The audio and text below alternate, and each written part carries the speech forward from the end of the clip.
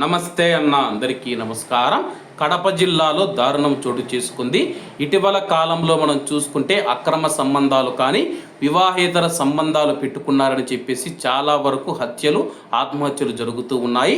తాజాగా కడప జిల్లాలో దారుణం చోటు చేసుకుంది. చాపాడు మండలం పెద్ద చీపాడులో ఓ వ్యక్తి భార్యను చంపి పోలీస్ స్టేషన్కు వెళ్ళి లొంగిపోయినట్లు స్థానిక మీడియా తెలిపింది.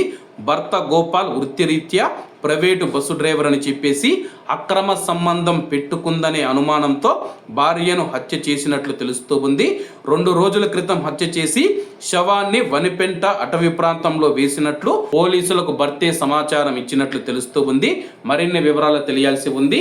ప్రస్తుతం భార్య మీద అనుమానంతో ఆ యొక్క వ్యక్తి మనం చూసుకుంటే భార్యను చంపివేసి వనిపెంట అటవీ ప్రాంతంలో పడవేసి ఆ తర్వాత వచ్చి పోలీసులకు లొంగిపోవడం జరిగింది.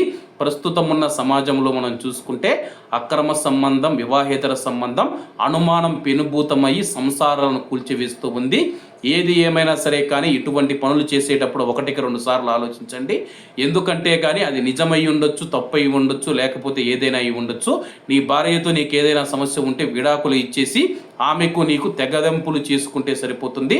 అంతవరకు ప్రాణాలు తీసేంత వరకు ఎవరూ వెళ్ళవద్దని చెప్పి కోరుకుంటూ అందరూ బాగుండాలి, అందులో మనం ఉండాలి. అందరికీ నమస్తే అన్న. జై హింద్.